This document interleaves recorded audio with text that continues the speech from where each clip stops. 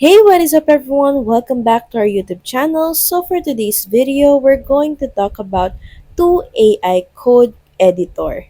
Windsurf versus Cursor. Which among the two is better?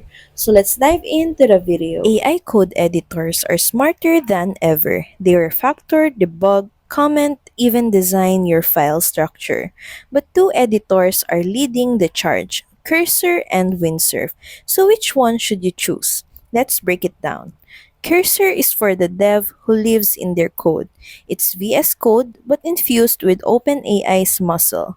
You open a file, highlight a block, and say, hey, rewrite this in Rust. And it does. No drama, no weird tangents. But here's what makes Cursor scary good. It remembers context, file relationships, even that weird legacy helper function from 6 weeks ago. It gets it. Cursor isn't a co-pilot, it's a second brain inside your IDE. Now, Windsurf is cut from different cloth, cloud native, blazing fast, and collaborative like Figma for code.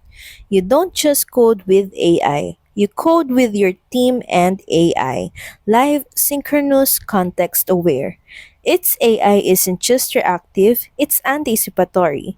Windsurf tracks your team's patterns, flags risky code before you push, and can even suggest design shifts when it spots architectural drift.